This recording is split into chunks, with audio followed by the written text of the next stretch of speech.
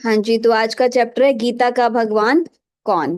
परम पिता परमात्मा शिव या श्री कृष्ण। हम्म।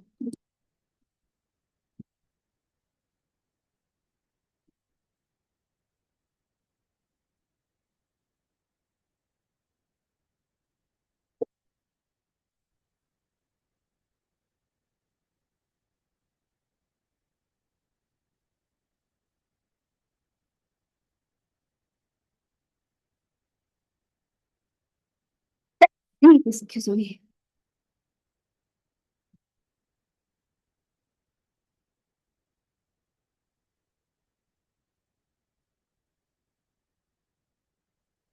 जी, अब आप देखिए। गीता का भगवान कौन। अब आपका 7 डेज कोर्स हो गया और अब ये समझ आया कि श्री कृष्ण तो सतयुग का पहला प्रिंस है, छोटा बच्चा। और क्या ये ज्ञान सतयुग में देने की जरूरत थी? और ये ज्ञान कब दिया गया, किसको दिया गया, क्यों दिया गया, कैसे दिया गया? इन सारे क्वेश्चंस के आंसर आप खुद ढूंढिए, है ना।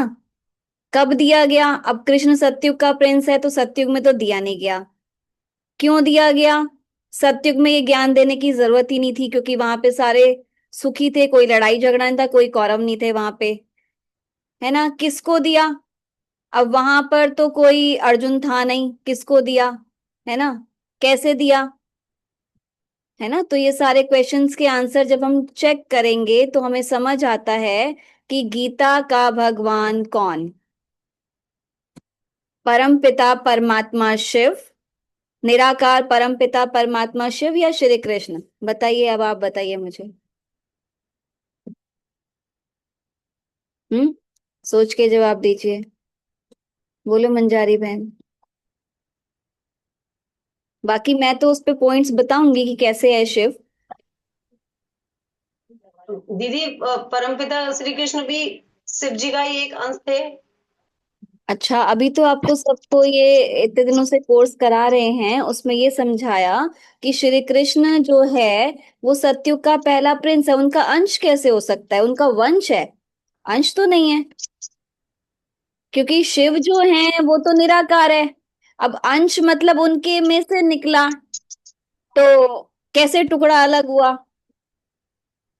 तो हम सब आत्माएं परमात्मा की वंशज है, ना कि अंश है। और श्री कृष्ण जो है वो भी उनकी संतान है, जैसे हम उनकी संतान है, आत्माएं, है ना। तो वो, अब जैसे क्लास में बहुत सारे बच्चे होते हैं, अब क्लास में एक बच्चा 100% मार्क्स लाता है और वो फर्स्ट आता है क्लास में। तो श्री कृष्ण तो फर्स्ट आने वाली आत्मा है, 100% मार्क्स लेने वाली आत्मा है। तो वो फर्स्ट आ गई, है ना। तो भी वो पहला प्रिंस बना सत्युग का। तो भगवान तो वो नहीं है ना। भगवान, उन्होंने तो भगवान से ही वो शिक्षा प्राप्त की, तभी वो पहला प्रिंस बन पाए, है ना। जैसे हम सब पढ़ रहे हैं ऐसे उन्होंने भी पढ़ाई की भगवान से, और पढ़ाई पढ़ने के बाद वो फर्स्ट आ गए क्लास में, और फर्स्ट आ गए तो पहला प्रिंस बन गए। नहीं। देखो मैं समझाती हूँ। कहते हैं कि गीता का ज्ञान श्री कृष्ण ने अर्जुन को युद्ध के मैदान में दिया। अब आप लोग मुझे बताओ कि ऐसा दिखाते ना, युद्ध का मैदान दिखाया है, ये जो लास्ट पिक्चर है इसमें, ये ये युद्ध का मैदान दिखाया है। तो श्री कृष्ण ने ये ज्ञान अर्जुन को युद्ध के मैदान में दिया। अब क्या युद्ध के मैदान में ऐसी सिचुएशन होती है कि कोई ज्ञान दे पाए और दूसरा ले पाए? वहां कितना शोर शराबा, कितना कियोस, कितना लड़ाई झगड़ा, है ना, ऐसा माहौल होगा। तो ऐसे माहौल में क्या कोई ज्ञान दे सकता है और दूसरा ले सकता है? बताओ। पॉसिबल है आज की डेट में अगर आप सोच के देखो तो? हाँ या ना? नहीं ना। और कहते हैं कि जब अर्जुन कहता है कि ये मेरा मामा है, ये मेरा चाचा है, ये मेरा काका है ना, ये मेरा गुरु है, मैं इनसे युद्ध कैसे करूं? तो श्री कृष्ण उसको कहते हैं कि तुम कर्म करो, फल की इच्छा मत करो। है ना, तुम सिर्फ युद्ध करने पे ध्यान दो। अब उस युद्ध में कितने सारे हाथी घोड़े मारे गए, कितनी बेगुनाह जनता मारी गई, कितनी सारी बहनों का सुहाग लुट गया। अब क्या भगवान सिर्फ एक अर्जुन को ज्ञान देने के लिए इतनी हिंसा कराएंगे? सिर्फ एक अर्जुन के लिए इतने सारे लोगों का खून कराएंगे? नहीं ना। और एक गीता ही ऐसा शास्त्र है जिसमें भगवानुवाच लिखा है। अब भगवान तो परमपिता परमात्मा शिव है, श्री कृष्ण तो है नहीं। तो उससे भी प्रूव होता है कि ये गीता का ज्ञान श्री कृष्ण ने नहीं, परमपिता परमात्मा शिव ने दिया। है ना। अब श्री कृष्ण का दिखाया छोटा बच्चा है, सत्युग का पहला प्रिंस, ये छोटा बच्चा। अब ये छोटा बच्चा कैसे ज्ञान देगा? है ना। और श्री कृष्ण का दिखाया कि वो राज विद्या लेने के लिए अपने गुरु के पास गए। अगर उनके अंदर खुद इतना ज्ञान था तो उनको ये राज विद्या लेने की जरूरत ही क्या थी? है ना। तो इसमें ये दिखाया है कि परम पिता परमात्मा शिव जब ये ज्ञान देते हैं तो सत्युग का पहला पत्ता, कहते हैं ना, श्री कृष्ण पीपल के पत्ते पर आया। है ना। पीपल के पत्ते पे कृष्ण कैसे आएगा? क्या पीपल का पत्ता एक बच्चे का वेट सहन कर सकता है? और ये देखो क्या होता है कि जैसे आपको कल्प वृक्ष में दिखाया था कि जैसे परमात्मा इस समय आकर वृक्ष की नई कलम लगाते हैं, और जैसे नई कलम लगाते तो नया पौधा जब लगता है तो उससे दो छोटे छोटे पत्ते निकलते हैं। तो उसके पहले दो पत्ते हैं श्री कृष्ण और राधा, जो 100% प्योर बन गए। मतलब जो ब्रह्मा बाबा और जगदम्बा सरस्वती मम्मा वाली आत्मा है, यही दोनों आत्माएं सत्युग में राधा और कृष्ण बनते हैं, क्योंकि ये दोनों आत्माएं 100% प्योर बन गई, संपूर्ण बन गई। ठीक है। क्योंकि जैसे इस समय हम सब पढ़ाई पढ़ रहे हैं भविष्य में देवी देवता बनने की, तो वो भी पढ़ाई पढ़ते हैं देवी देवता बनने की। तो ये आत्माएं फर्स्ट आ गई, 100% मार्क्स ले लिए, तो ये आत्माएं पहला पत्ता बनती है, मतलब सत्यु के फर्स्ट प्रिंस एंड प्रिंसेस बनते हैं। ठीक है। तो अब आप देखो ये जो कहानियां बनाई है ना, सिंबॉलिक बनाई हैं, हमें कुछ शिक्षा देने के लिए बनाई हैं। तो देखो कौरवों के नाम कैसे थे? दुर्योधन, ऐसा योद्धा जो दुर्व्यवहार करता है, दुर्शासन, दुराशासन करने वाला योद्धा। है ना। अब बताओ कौरव कितने थे? मंजू बहन, कौरव कितने थे? मंजारी बहन, कितने थे कौरव? कौरव 100 थे। और पांडव कितने थे?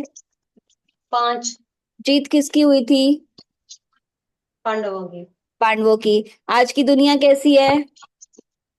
कौरव। और उसके बीच हमारे जैसे पांडव कितने होंगे? 5। कौरव है 100%, और 100% हाँ। में पांडव कितने 5% है ना, हमारे जैसे। तो हम्म। जीत किसकी होनी है? पांडवों की।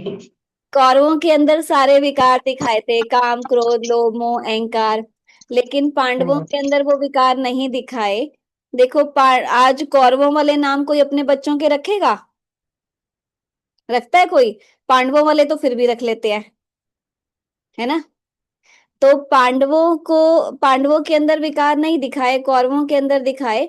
तो इस पिक्चर में देखो, ये जो सेकंड लास्ट पिक्चर है, इस समय शिव बाबा आकर ब्रह्मा तन का आधार लेकर हम शिव शक्ति पांडव सेना की रचना रचते हैं। और हम शिव शक्ति पांडव सेना इन कौरवों पर, मतलब इन विकारों पर जीत पाते हैं। ये विकार दिखाए ना, काम क्रोध लोभ मोह अहंकार, तो हम इन विकारों पर जीत पाते हैं। तो जीत, जब हमारी जीत हो जाती है तो उसमें दिखाया ना कि पांडव युद्ध में जीत गए और पहाड़ पे जाके गल मरे। तो इस युद्ध में अपनी ही युद्ध चल रही है हमारी, अपने ही विकारों से। तो इस युद्ध में जब हम जीत जाते हैं तो हमारा पांडवों के रूप में अस्तित्व खत्म हो जाता है, और हम सतयुग में देवी देवताओं के रूप में राज्य करते हैं। अब उसमें दिखाया था ना कि युद्ध में पांडव जीत गए थे।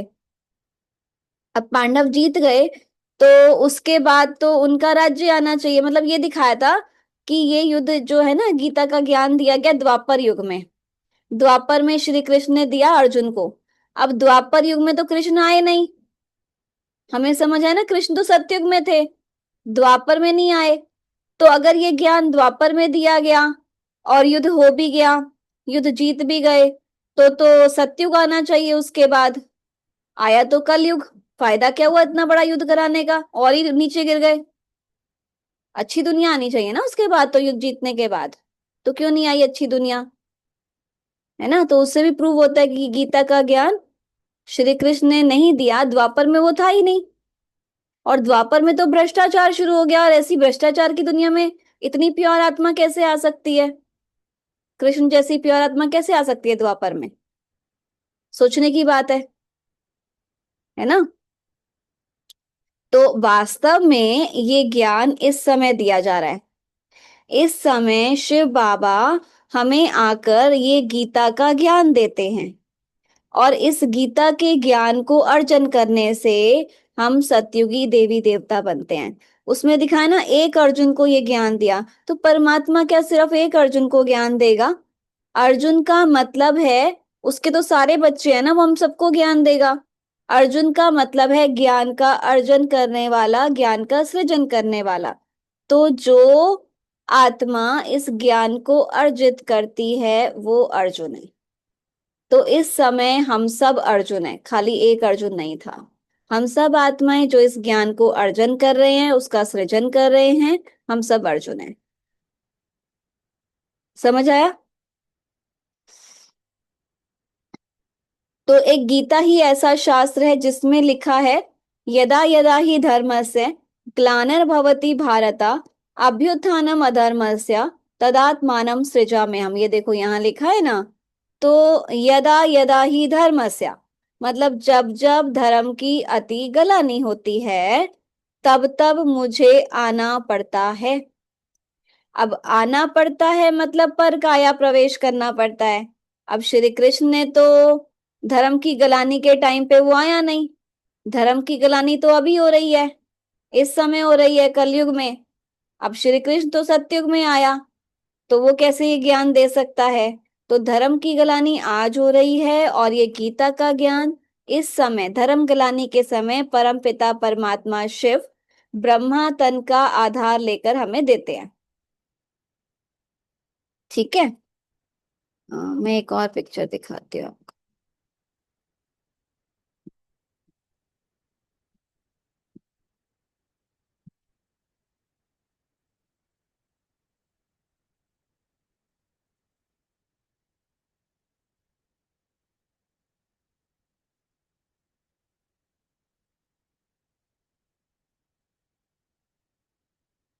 तो ये भी वही है।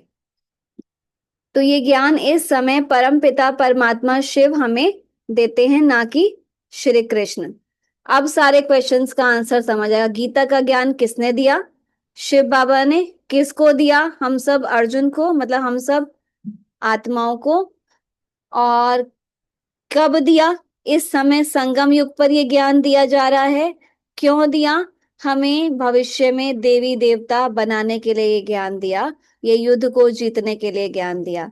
तो महाभारत का युद्ध कोई द्वापर में नहीं हुआ था, महाभारत का युद्ध आज चल रहा है।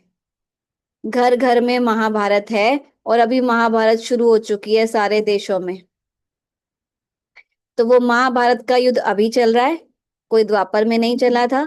और इस समय वैसे तो महाभारत हम सबके अंदर हो रही है, अपने ही विकारों से हमारी युद्ध चल रही है। तो हम कोई हिंसा नहीं करते, वो वाली महाभारत नहीं करते। हम सब अपने ही विकारों से लड़ते हैं, अपने ही विकारों को जीत, अपने ही विकारों पर जीत पाते हैं। तो फिर उसमें दिखाया कि पांडव जब जीत गए थे तो वो पहाड़ पर जाकर गल मरे। तो हमारा पांडवों के रूप में अस्तित्व खत्म होगा, मतलब बाबा कहते हैं एंड के टाइम पे आप सब आत्माएं पहाड़ पर जाके तपस्या करोगे, मतलब आबू पर्वत पे, माउंट आबू में हम, मतलब जब बिल्कुल एंड का टाइम होगा तो वहां पर हम तपस्या करेंगे, और हमारा पांडवों के रूप में अस्तित्व खत्म होगा, और हम सतयुग में देवी देवताओं के रूप में राज्य करेंगे। तो ये था गीता का ज्ञान। गीता का भगवान कौन? अब इस पे किसी का कोई क्वेश्चन है तो पूछ सकते हैं। जी। दीदी, एक चीज, हाँ। ये जो विकार होते हैं ना हमारे अंदर पांच, हम्म। इसमें ये काम कौन सा विकार है? काम बेकार होता है, लस्ट। लस्ट। समझ आया? हाँ। पता है। जी। ठीक है। हम्म। हाँ। और किसी को कुछ पूछना है?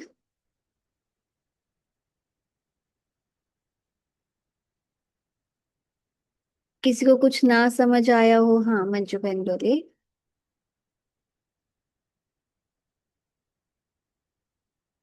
अनम्यूट कीजिए। मैं ये पूछ रही थी कि जैसे भगवान बोलते हैं कि जब जब धर्म की हानि होती है हम आते हैं धरती पर, तो भगवान किसी भी रूप में आ सकते हैं। जैसे कलयुग है तो कलयुग में कल की अवतार बनकर आएंगे वो, इसका कल अत्याचार का बल वो करेंगे, मतलब कलगी तब अवतार लेंगे। तो आप मुझे ये अत्याचार। बताओ, आप मुझे ये बताओ कि अगर वो कलगी अवतार लेके आएंगे, और क्या वो बात कर पाएंगे आपसे? आप उनकी बात समझ पाओगे? क्या आप उनको पहचान पाओगे? अगर वो अलग अलग अच्छा, उसमें दिखाया कि भगवान ना हर युग में आए, किसी ना किसी का संहार कर, अवतार लेकर ही। है ना? हर युग में आए, किसी ना हम्म। किसी का संहार करने के लिए आए, है ना? ऐसा दिखाया है। अरे, मैं आपसे सवाल करती हूँ इस पे। आप मुझे बताओ कि क्या भगवान में इतनी ताकत नहीं है कि वो एक ही बार आकर सबका संहार कर दे? उसको हर युग में आने की जरूरत ही क्या है? और हर युग में वो क्यों आया? सतयुग में ऐसा कुछ था ही नहीं कि उसको आना पड़े। वहां तो सारे सुख थे ना, सुख थे। और सुख में तो हम उसको बुलाते ही नहीं, हमें उसकी जरूरत ही नहीं पड़ती। त्रेता में भी हम सुखी थे, वहां भी कोई दुख नहीं था, तो वहां पे भी वो नहीं आए।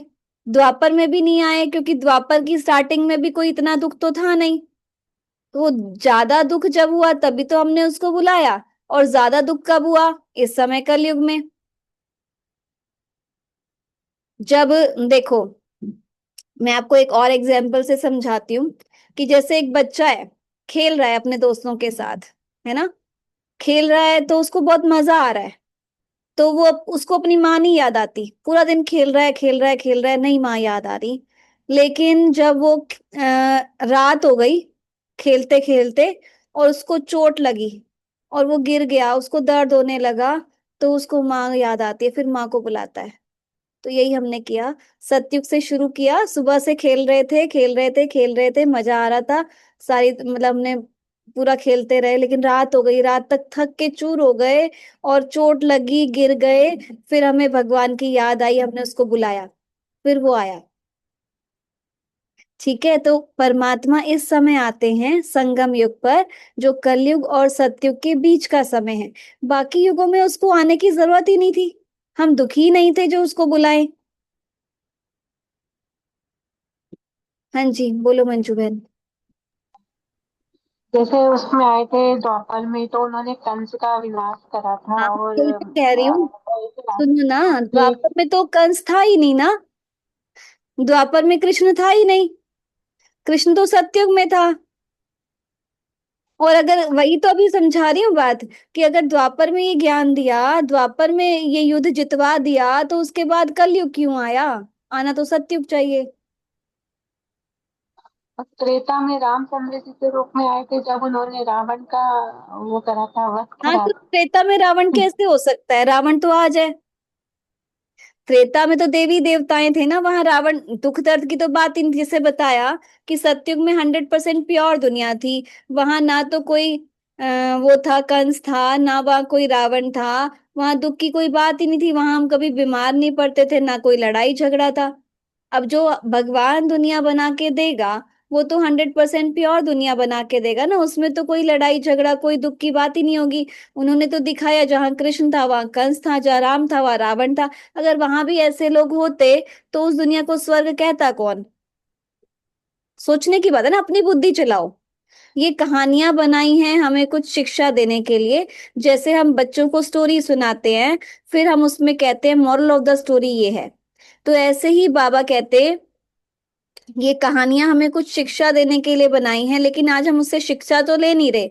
अब जैसे रामायण में दिखाया कि चारों भाइयों का आपस में कितना प्यार था, है ना, एक दूसरे के लिए जान भी देने को तैयार थे। लेकिन आज के भाइयों में वो प्यार है? और हम उन कहानियों को सच मान के बैठ गए। तो उनसे शिक्षा लेना, वो हमें कुछ सिखाने के लिए बनाई है कहानियां।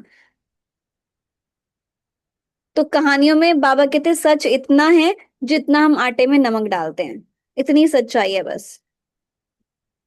तो वास्तव में ये मतलब जब हम लॉजिकली देखें तो समझ आता है कि ज्ञान सतयुग में दिया नहीं जा सकता, त्रेता में दिया नहीं जा सकता, द्वापर में भी कृष्ण था नहीं, ज्ञान दिया नहीं जा सकता। अगर दिया, युद्ध भी हुआ, तो नई दुनिया आनी चाहिए जीतने के बाद तो, है ना।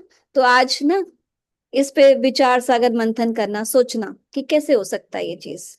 जैसे अभी आपको इतने सारे पॉइंट्स दिए, तो आप इन पे सोचना गहराई से, फिर कल बात करेंगे इस पे।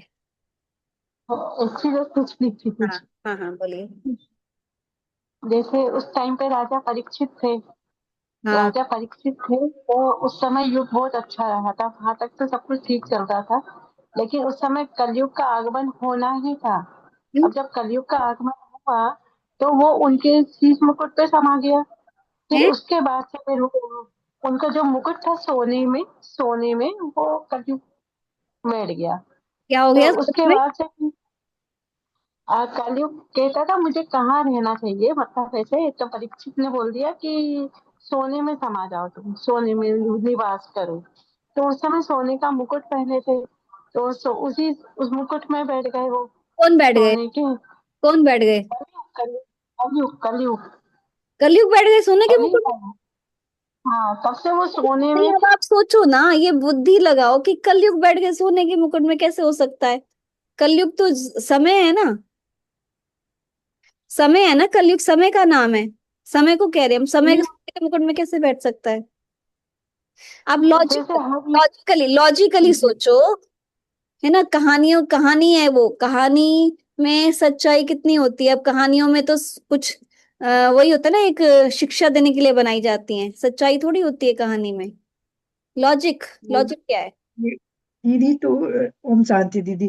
तो क्या ये गीता, मतलब कि गीता का कोई अस्तित्व ही नहीं है? नहीं नहीं, गीता तो है जैसे ना, गीता तो है, तो गीता का ज्ञान अभी जब चल रहा है। गीता है तो कृष्ण भी रहे होंगे ना? हाँ, कृष्ण भी रहे हैं, मैं तो कह ही रही हूँ कृष्ण रहे हैं। तो तो श्री आप बोल कृष्ण, रहे हाँ कृष्ण है ना। कृष्ण सत्युग का तो प्रिंस है, और वो कृष्ण वाली आत्मा इस समय ब्रह्मा के रूप में है। तो ये गीता का ज्ञान, द्वापर के एक अंत सेकंड, में एक सेकंड में बोलूं।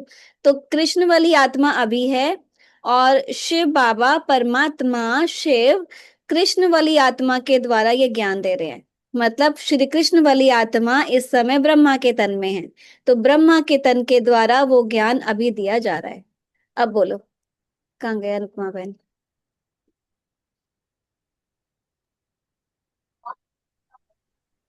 बोल ओम शांति दीदी। क्या तो बोल? जैसे सतयुग का तो जैसे विष्णु का अवतार हो ना, वराह अवतार, नरसिंह अवतार, फिर एक और मत्स्य अवतार, ये सब सतयुग का अवतार था विष्णु भगवान का। अब आप अनुपमा बहन, आपने भी कोर्स तो कर ही लिया है ना।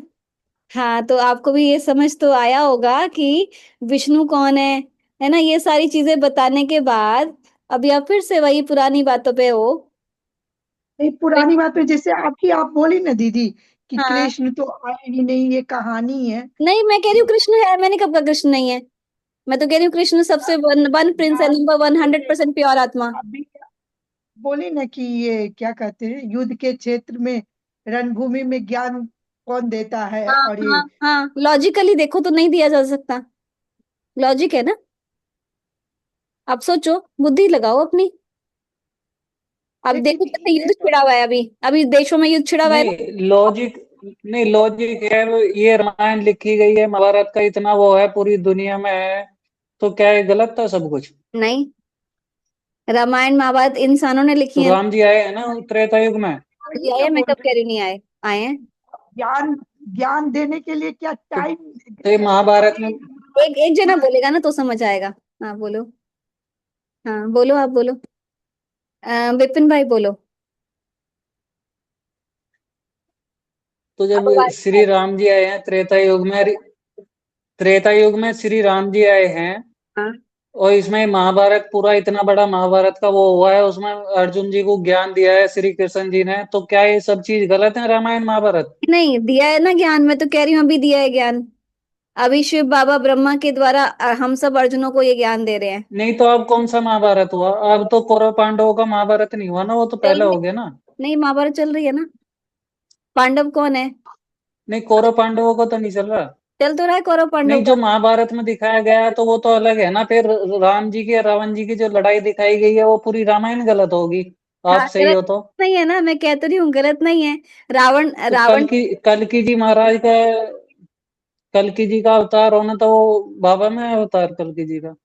देखो, उन्होंने तो इतने सारे अवतार दिखाए, वामन अवतार, कल्कि अवतार, कच्छ अवतार, मच्छ अवतार, मगरमच्छ का अवतार। अब आप सोचो भगवान ऐसे जानवरों के अवतार में आएगा तो कैसे ज्ञान देगा? नहीं, सोचना तो सही है, कहीं ना कहीं तो गलत है। अब आपकी बात गलत हो सकती है, जब इतना बड़ा रामायण महाभारत गलत हो सकता है। नहीं, अब आप बताओ, रामायण महाभारत लिखी तो नहीं, इंसानों ने है ना। देखो क्या था कि जब ये रामायण और महाभारत लिखी तो गई ना। हम भी तो इंसान ही है, आप भी इंसान ही हो। जब आप इतना बड़ा सब कुछ बदल सकते हो तो हम भी हम तो नहीं इंसान ही बता है, रहे, अभी हम ये हम कौन सा नहीं बता रहे, भगवान है? हम नहीं बता रहे ये बातें हम नहीं बता रहे, हमारी लिखी हुई नहीं है।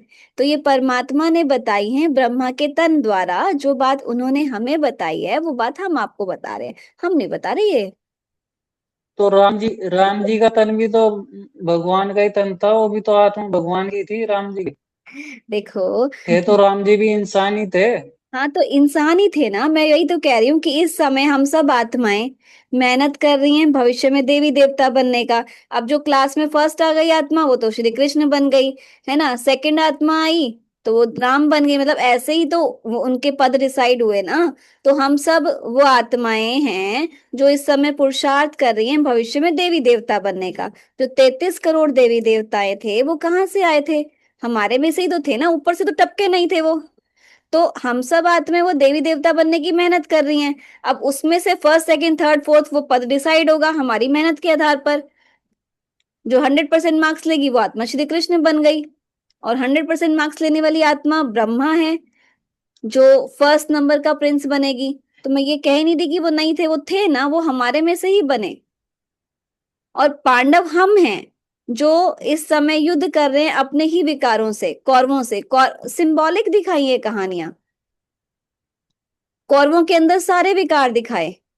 तो वो कौरव, हाँ कौरव वाले संस्कार भी हमारे अंदर ही हैं, पांडव वाले संस्कार भी हमारे अंदर ही हैं। तो ये कहानियां हमें इसलिए सुनाई गई कि आप वैसे संस्कार अपने अंदर धारण करो, अपने ही विकारों पर जीत पाओ।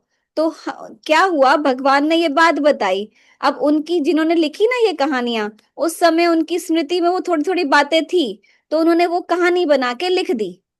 लेकिन हम उसको कहानी आज सच मान के बैठ गए, लेकिन जो शिक्षा दी जा रही है वो शिक्षा तो हम ले ही नहीं रहे।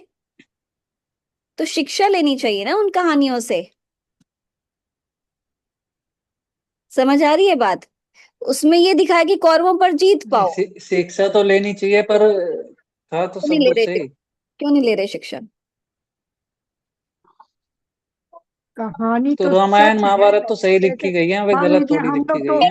गलत ये दिखा क्या रही है। कहते हैं, सच अंग्रेज है वो की भी तो। लड़ाई नहीं देखे, झांसी की रानी को भी नहीं देखे, तो ऐसा तो नहीं है कि नहीं था। था ना। तो वैसे ही तो भगवान को हम नहीं देखे, राम जी को। हाँ, लेकिन ऐसा तो नहीं है कि पूरी तरह से ये कहानी है, हम कह रहे ऐसा हैं नहीं। राम जी तो थे, राम जी तो थे, हम कह नहीं रहे नहीं थे। नहीं तो कहीं कहीं पे आप दीदी बोलते हैं ना कि ये लोग कहानी बना दिया। ठीक कहानी है, ये बना था। इसको मानते हैं कि भगवान को, सूर्य को लोग बोलते हैं भगवान, चाहे चंद्रमा को भगवान बोलते हैं। तो ये भगवान नहीं है, ये ग्रह है एक। जी। तो जिस चीज को आदमी अपने कंट्रोल नहीं कर पाया, चाहे जो उसके कंट्रोल में नहीं हो पाया, चाहे जहां से कुछ एनर्जी मिलता है पॉजिटिव, हाँ। सूर्य से हमको रोशनी मिलता है, तो उसको हम लोग भगवान मान लिए। तो राइट। इसको हम मान सकते हैं कि ये कहानी है। हाँ। ठीक है। हाँ। इन ये भगवान को, राम जी को और ये सब को तो कहानी हम नहीं मान सकते, नहीं, मतलब ये। देखिए, एक सेकंड एक सेकंड। देखो, राम जी को हम कहानी नहीं कह रहे, राम जी को हम कहानी नहीं कह रहे, कृष्ण जी को भी हम कहानी नहीं कह रहे। हम कह रहे हैं कृष्ण जी भी थे, राम जी भी थे, लेकिन वो कब थे? वो युद्ध नहीं कर सकते, देवी देवताएं हिंसा नहीं कर सकते। देवी देवताओं की महिमा में हम गाते हैं, सर्वगुण संपन्न, 16 कला संपूर्ण, संपूर्ण निर्विकारी, मर्यादा पुरुषोत्तम, अहिंसा परमो देवी देवता धर्म। गाते हैं कि नहीं गाते? हाँ या ना में जवाब दो मुझे। गाते हैं? गाते हैं। सर्वगुण संपन्न मतलब उनके अंदर सारे गुण थे। 16 कला संपूर्ण, वो सारी कलाओं में निपुण थे। उनके हर चीज में एक कला थी, बोलने की कला, चलने की कला, उठने की कला, बैठने की कला, खाने की कला, जिसकी उनकी हर कला का आज हम पूजन कर रहे हैं। अब आप देखते हो, हम श्री कृष्ण के लिए उनको प्यार से उठाते हैं, उनको नहलाते हैं, रोज उनके वस्त्र चेंज करते हैं, है ना, हम उसको उनको भोग लगाते हैं। तो जो उनके अंदर कला थी, आज हम उस हर कला का पूजन कर रहे हैं। हाँ। और संपूर्ण निर्विकारी, विकार का अंश मात्र भी नहीं था। वो मर्यादा पुरुषोत्तम, सारे नियम और मर्यादाओं के अंदर चलते थे। अहिंसा परमो देवी देवता धर्म, अहिंसा उनका धर्म था। डबल अहिंसक थे। ना तो वो काम विकार में जाते थे और ना ही वो किसी को मारने वाली हिंसा कर सकते थे। अब वो जब हिंसा कर ही नहीं सकते, तो वो हिंसा करने की शिक्षा कैसे दे सकते हैं किसी को? और सतयुग में कैसे हिंसा तो हो? रामायण गलत लिखी गई ना फिर? गलत नहीं लिखी गई, उनको जैसा याद था उन्होंने वैसा लिख दिया। तो उसमें तो सारा वर्णन यही बताया ना। हाँ, वर्णन ये बताया, लेकिन उसमें शिक्षा क्या दी गई वो हमें लेनी है। दंड देना मतलब कि वो अहिंसा नहीं है। क्या? भगवान भी बोलते हैं कि श्री कृष्ण भी बोलते हैं और राम भी बोलते हैं कि बुरे लोगों को दंड देना नहीं। अगर ऐसा होता तो राम रावण को नहीं मारते और कृष्ण नहीं, कंस को नहीं मारते। तो वो रावण, रावण आप सोचो, 10 सिर वाला कोई इंसान हो सकता है क्या? नहीं, दस। देखिए उसको वो एक ये बताया गया कि वो बार बार अपना ना जो भी सिर को काट करके भगवान को प्रसन्न करता था। हाँ हाँ, तो उसमें इतना ये था कि बार बार वो लग जा रहा था, ऐसा एक नहीं है सेकंड, कि एक सेकंड, आप सोचो ऐसा पॉसिबल है? सिर काट के भगवान को प्रसन्न कैसे करते हैं, मैं बताती हूँ। अभी भगवान ना हमें शिक्षा देते हैं, बच्चे गुस्सा नहीं करो, बच्चे झूठ नहीं बोलो, बच्चे किसी लोभ नहीं करो, मोह में नहीं आओ, है ना। हम कहते हैं बाबा नहीं करेंगे, है ना, सिर काट के दे देते हैं। और थोड़े दिन बाद कोई सी सिचुएशन आती है, फिर वैसे कर लेते हैं, फिर वो सिर लग जाता है वापस। तो यही तो कर रहा था रावण। हम्म, तो समझो ना कि पॉसिबल है कि सिर काट के कोई रख दे वापस सिर लगा ले। हो सकता है क्या? शिक्षा लो ना उससे। क्या भगवान ने उस उन कहानियों का असली रहस्य हमें समझाया? सिर काटने का मतलब क्या है? हम भी सिर काट के दे देते हैं उसको, लेकिन फिर लगा लेते हैं। लॉजिक है इसमें किसी का कि कोई सिर काट के रख दे वापस सिर लग जाए? पॉसिबल है? सोचो ना, बुद्धि तो लगाओ। आज की डेट में हम बच्चों को बताएंगे ना ये कहानियां, हंसेंगे हमारे ऊपर। ऐसे कैसे हो सकता है कि कोई सिर काट दे वापस सिर लग जाए उसका? ना। उसका ये बात हुआ कि जैसे वो अपने विकार को बार बार त्याग रहा था, लेकिन फिर भी हाँ उसका विकार उसके पास हाँ, वापस आ रहा था। रावण वाले संस्कार आज उसका हमारे अंदर तो। तात्पर्य, भगवान का कहने का ये तात्पर्य हुआ कि हाँ बार बार रावण का विकार मतलब कि हटा रहा था, फिर भी विकार उसके पास हाँ आ रहा था। हाँ, तो रावण वाले संस्कार भी हमारे अंदर ही हैं, और राम वाले संस्कार भी हमारे अंदर ही हैं। तो जब रावण वाले संस्कार हावी हो जाते हैं, तो राम वाले संस्कार मर्ज हो जाते हैं। और जब राम वाले संस्कार इमर्ज होते हैं, तो रावण के मर्ज हो जाते हैं। वो दोनों संस्कार हमारे अंदर हैं, और हमारी ही युद्ध चल रही है रावण से। रावण के अंदर देखो सारे विकार दिखाए थे, काम क्रोध लोभ मोह अहंकार। राम के अंदर नहीं दिखाए। तो जब हमारे ये पुराने संस्कार, रावण वाले संस्कार हावी हो जाते हैं, तो राम वाले संस्कार हम भूल जाते हैं। लेकिन अब परमात्मा आकर हमें याद दिलाते हैं कि तुम्हारे अंदर ये संस्कार है, तुम ही राम थे, तो तुम्हें इन पर जीत पानी है। तो हम इन विकारों पर जीत पाते हैं। अब रावण के 10 सिर क्यों दिखाते हैं? एक सेकंड में रावण वाला आपको चैप्टर आज ही समझाती हूँ।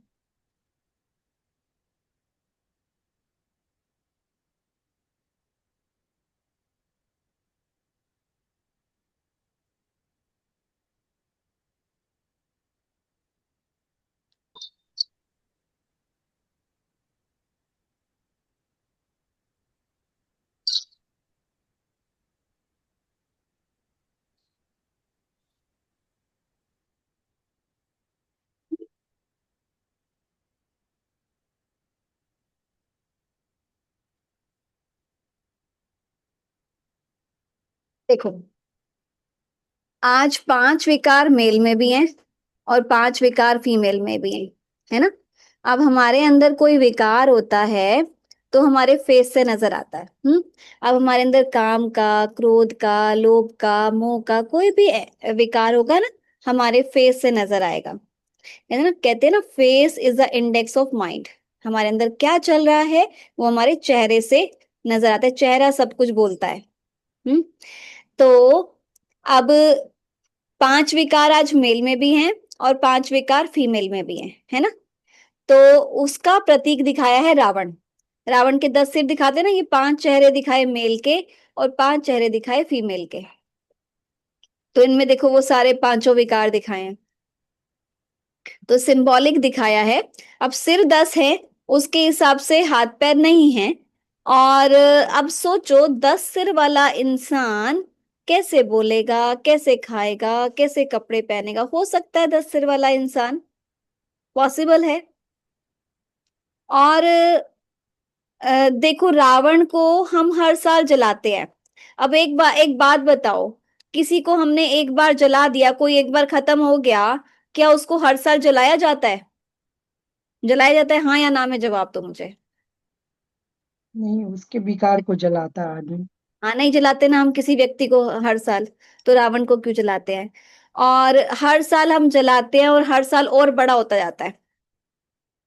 और आप देखते हो ना, हर साल उसको और बड़ा बड़ा बनाते जाते हैं, क्योंकि रावण आज बढ़ता जा रहा है, मतलब विकार बढ़ते जा रहे हैं। और रावण का पुतला जलाया जाता है, एफिजी जलाया जाता है। पुतला उसका जलाया जाता है जो जिंदा होता है। अब आप देखते हो कई बार नेताओं के लोग पुतले बना के जलाते हैं रोड पे, तो जिंदा है ना वो। तो रावण का पुतला इसलिए जलाया जाता है क्योंकि रावण जिंदा है।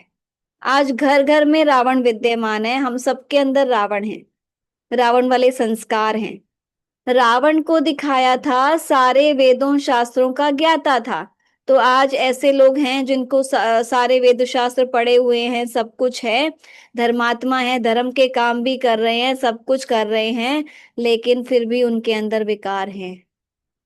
तो रावण विकारों का प्रतीक है, बुराइयों का प्रतीक है। तो दशहरा क्यों मनाते हैं? क्योंकि कहते हैं कि रावण पर जीत पाई राम ने, और जीत पाने के बाद घर घर में फिर दिवाली मनाई जाती है ना, घर घर में दीपक जगाया जाता है। तो जब हम इन विकारों पर जीत पा लेते हैं, रावण पर जीत पा लेते हैं, तो फिर नई दुनिया आती है सतयुगी। और जहां घर घर में दिवाली होती है, दीपक जगाते हैं। दीपक क्यों जगाते हैं? क्योंकि हम आत्माओं का दीपक जगा होता है, मतलब वहां पर हम सोल कॉन्शियस स्टेज में होते हैं, तो इसलिए वहां हर घर में दिवाली होती है।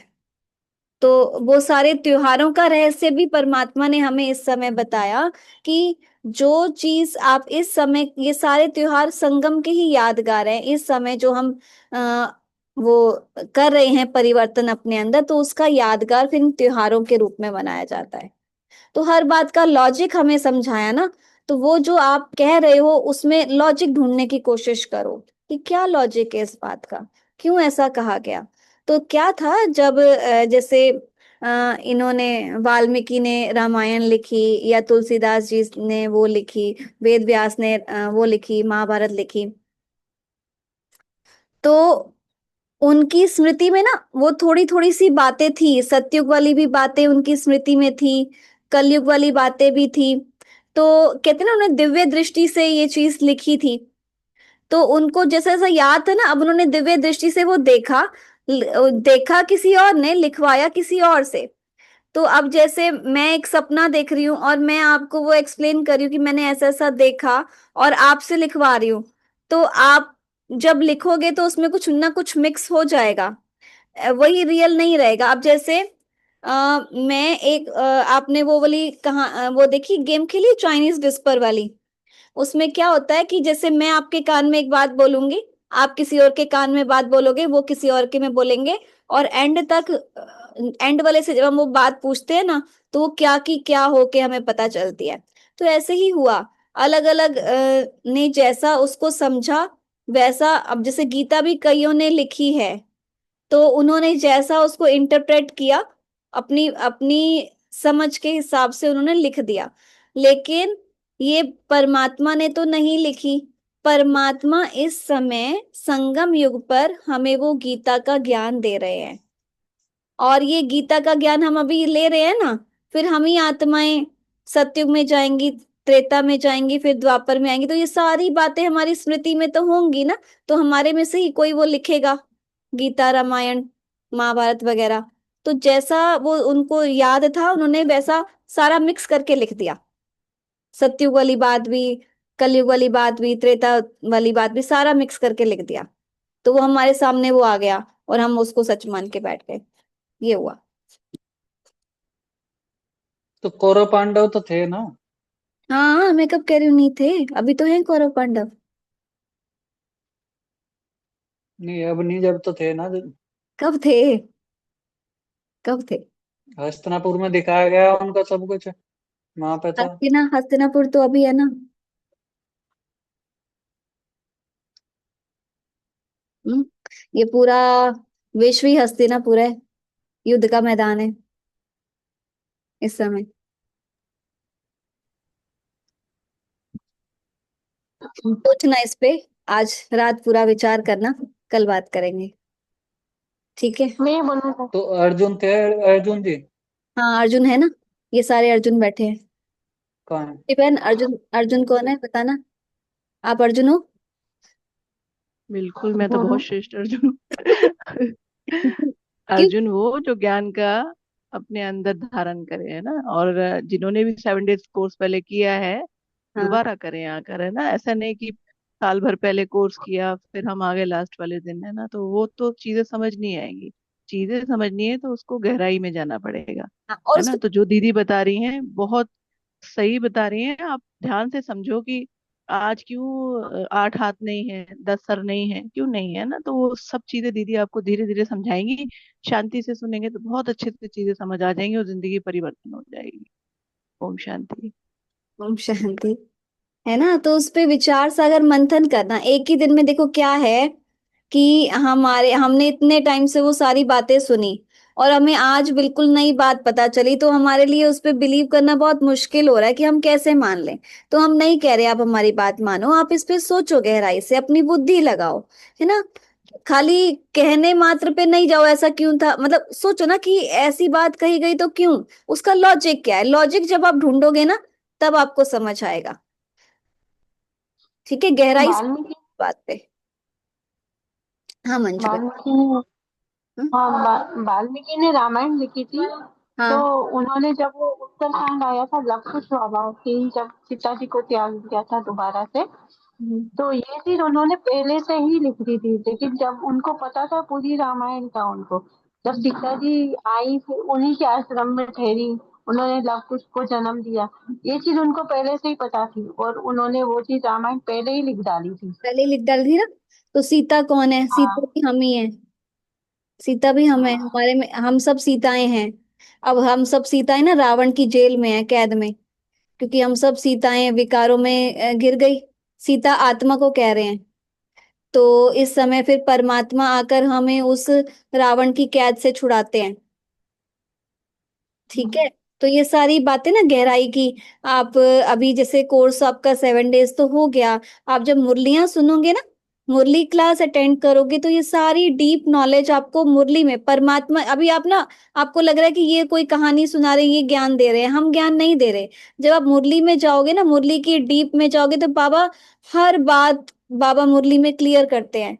तो आप मुरली क्लास एक बार अटेंड करेंगे तो आपको सब बातों का उत्तर परमात्मा के द्वारा पता चलेगा। आप हमारी बात नहीं मानो, क्योंकि आपको यही लग रहा है कि ये इनका ज्ञान है, ये दे रहे हैं, ब्रह्मा कुमारियों का ज्ञान है, हमारा ज्ञान नहीं है, स्वयं परमात्मा के महावाक्य हैं ये,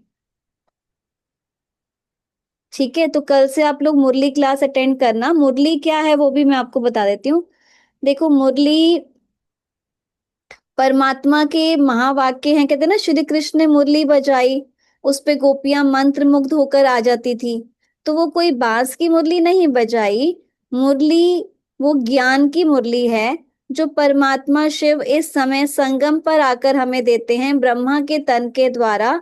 तो ये ज्ञान मुरली सुनने के लिए है ना, सभी देखो सुबह जो मुरली चलती है 7 बजे, सारे अपना काम छोड़ के सबसे पहले मुरली क्लास अटेंड करते हैं। कहते हैं कि दिन की शुरुआत परमात्मा के महावाक्यों से हो। और जब वो मुरली क्लास अटेंड करते हैं उसमें जो पॉइंट्स होते हैं, महावाक्य होते हैं, रोज अपनी डेली लाइफ में उसको धारण करते हैं और अपने अंदर चेंज लाते हैं। ठीक है, आप सबके साथ इनके एक्सपीरियंस भी शेयर कराएंगे कि कैसे इन्होंने अपने जीवन को परिवर्तित किया, क्या इनकी लाइफ में चेंज आया, क्यों ये रोज उसके महावाक्य सुन रहे हैं। अब आप देखो इन्होंने कोर्स पता है कितनी बार कर लिया, रुचि बहन आपने कितनी बार कोर्स किया? ये हर क्लास में बैठती हैं। शांति दीदी, मैं तो 3 साढ़े 3 साल हो जाएंगे लगातार, जब भी कोर्स होता है तो जरूर बैठती हूँ, चाहे वीडियो ऑफ हो चाहे ऑन हो। कि सीखना कभी, बाबा कहते हैं ना कि जब तक जिंदा है तब तक पढ़ते रहना है, सीखते रहना है। और ज्ञान वो है जो जीवन में धारण हो, ना कि कनरस बन के एक से सुने और दूसरे से निकल जाए। ज्ञान वो जो हमारा जीवन परिवर्तन कर दे, ज्ञान वो जो हम औरों का जीवन परिवर्तन कर दें। तो बाबा हमको वही सिखा रहे हैं, और वही मुरली हम लोग बैठते हैं और अभी भी हाथ में वही है ना। तो ये परमात्मा का ज्ञान। जी। तो ऐसा नहीं है कि आप सिर्फ हम मतलब आपको लग रहा है कि ये तो ऐसे ही कहानियां बना के हमें बता रहे हैं। तो जिन्होंने उसको अपने जीवन में धारण किया, अपने अंदर परिवर्तन देखा, है ना, तो वो आत्माएं भी आपके सामने बैठी हैं।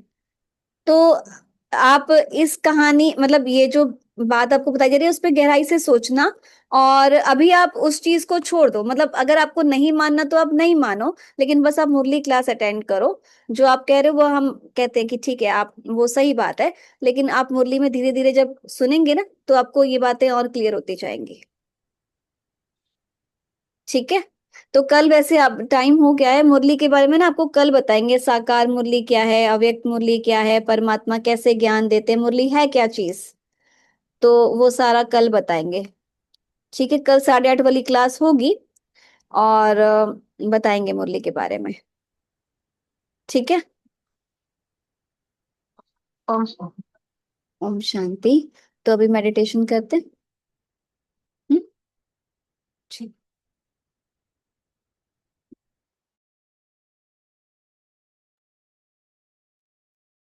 सभी। हाँ, बोलो माला बहन। माला बहन। ओम ओम शांति। ओम शांति दीदी, अनुपमा कुछ पूछना चाहती है आपसे, पूछ रही थी अपने पापा के बारे में कोर्स करवाने के लिए। अच्छा। हाँ बोलो अनुपमा बहन। ओम शांति दीदी। शांति। ओ पापा को ये करना चाह रहे थे, क्लास में ज्वाइन कराना चाह रहे थे। अच्छा, तो नेक्स्ट क्लास जब शुरू करेंगे ना तो ज्वाइन करा। बीच में तो नहीं। हाँ, बीच में अब तो कोर्स पूरा हो गया आज तो वैसे भी। हाँ हाँ। हाँ, आज तो लास्ट डे था, मतलब लास्ट डे तो नहीं, कल मुरली के बारे में बताएंगे। वो ज्यादा तो बोल नहीं पाते हैं, लेकिन अपना सुनेंगे सिर्फ। कोई बात नहीं। ठीक है, तो नेक्स्ट हम डाल देंगे ग्रुप में कब शुरू कर रहे हैं। तो जिस किसी को भी कराना हो तो पहले जैसे से। हम हाँ। रेगुलर नहीं हो पाते हैं, कुछ मतलब इधर काम टाइम नहीं निकाल पाते, लेकिन वो तो एकदम फ्री हैं, तो उनको बोले कि आप कर कहाँ लीजिए रहते हैं पापा। पापा आपके? ये पापा कहाँ? छपरा रहते हैं, बिहार में ही। बिहार में। अच्छा। हाँ, बिहार में। ठीक है। ठीक है, तो मैं नया कोर्स जो होगा ना उसका फिर मैं डाल दूंगी ग्रुप में, जी। तब ज्वाइन हो जाएंगे। ठीक। ठीक है, क्योंकि 2-4 होंगे ना तभी कोर्स स्टार्ट करते हैं। जी। ठीक है। ठीक। ओके। हाँ जी, रुचि बहन। जी दीदी, मैं अनुपमा बहन को ये कहूंगी कि कितनी अच्छी बात है, इतना सुंदर ज्ञान है कि अपने पिता को भी देना चाह रही है। मैं बाबा ने माध्यम बनाया कि मेरे पिता भी रोज सुबह मुरली में आते हैं ना, आप देख सकते हैं, आप देश सक्सेना के नाम से जुड़ते हैं। तो ये बहुत अच्छी बात है कि एक बच्ची अपने पिता के लिए इतना अच्छा सोच रही है। बहुत बढ़िया अनुपमा बहन, बहुत शानदार। जी। ठीक है। तो पिताजी वैसे तबीयत वगैरह ठीक है उनकी? और घर में कौन है, माता जी? नहीं, मम्मी नहीं है। मम्मी नहीं है। पापा किसके साथ रहते हैं? भाई के साथ। भाई के साथ। भाई भाभी? हाँ, भाई भाभी के साथ। ठीक है। ओके। तो अभी मेडिटेशन करते हैं।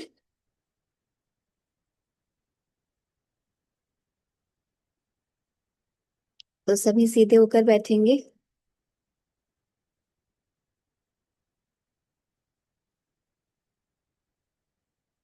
एक बार लंबा गहरा सांस लेंगे, छोड़ेंगे। एक बार फिर से लंबा गहरा सांस लेंगे, छोड़ेंगे। और सभी बातों से अपना ध्यान हटाते हुए देखें अपने आप को।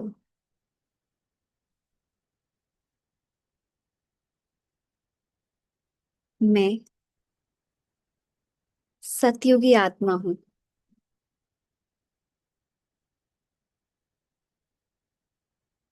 मेरे अंदर देवताई संस्कार हैं।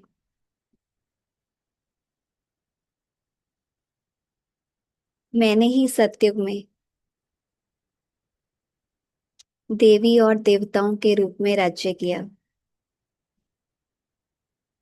कभी देवी की ड्रेस में और कभी देवता की ड्रेस में।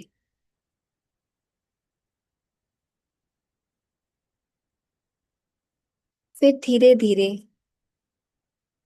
हम सीढ़ी नीचे उतरते आए।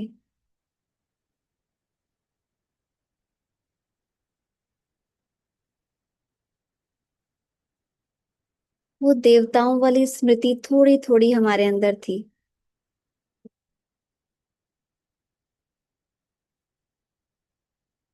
मुझ आत्मा में सारे 84 जन्मों का पाठ भरा हुआ है।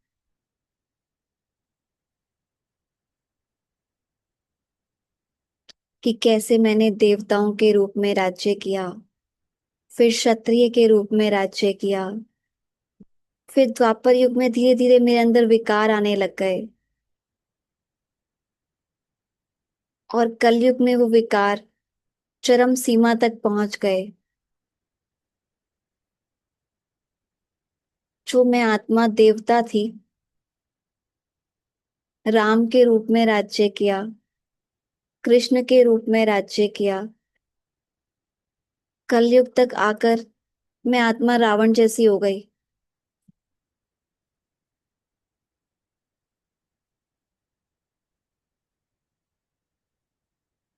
और मुझे वो सारी स्मृति थी। फिर एक पुस्तक बनाई, उसमें सारा लिख डाला कि कैसे मेरी युद्ध हो रही है अपने ही विकारों से, वो रावण वाले संस्कारों से। वो सारा मैंने कहानी, अपने पूरे जीवन की कहानी लिख डाली। फिर उस कहानी की एक मूवी बनी। मूवी में अलग अलग करेक्टर्स ढूंढे गए और उन करेक्टर्स ने वो रोल प्ले किया। फिर आज जब वो मूवी मेरे सामने आई तो मैं उसी को सच मान के बैठ गई।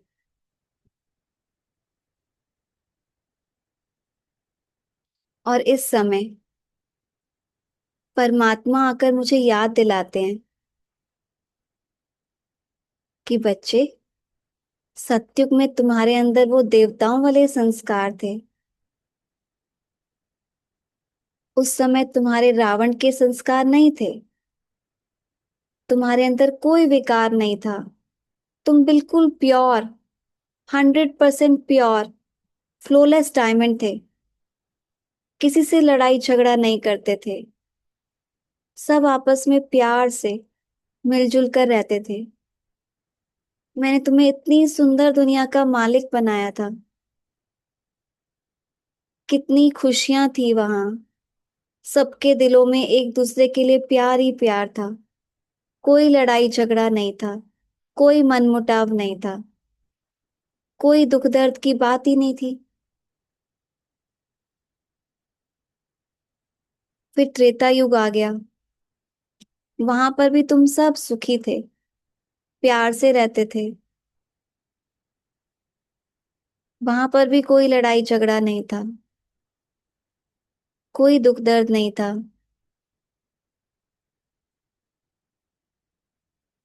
फिर तुम और नीचे उतरे तो तुम्हारे ऊपर धीरे धीरे विकारों की मैल चढ़ने लगी। धीरे धीरे विकार तुम्हारे अंदर आने लगे। तुम आपस में छोटी छोटी बातों पर लड़ने लगे। फिर और तुम नीचे गिरते आए और एंड तक आकर तुम रावण बन गए। और इस समय बाबा हमें फिर से वो सारी याद दिलाते हैं कि बच्चे, अब इस रावण से युद्ध करो, इन पर जीत पाओ, क्योंकि तुम्हें ही देवी देवता के रूप में राज्य करना है। जब तक तुम इस रावण को खत्म नहीं करेंगे, तुम देवताई दुनिया में नहीं आ सकते। तो इस समय परमात्मा वो फिर से देवताई संस्कार हमें धारण करा रहे हैं, और हम ही वो देवी देवताओं के रूप में राज्य करते हैं सत्युग में। ओम शांति। अपने दोनों हाथों को आपस में रब करेंगे। इसको लगाएंगे।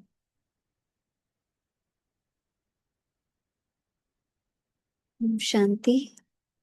Good night.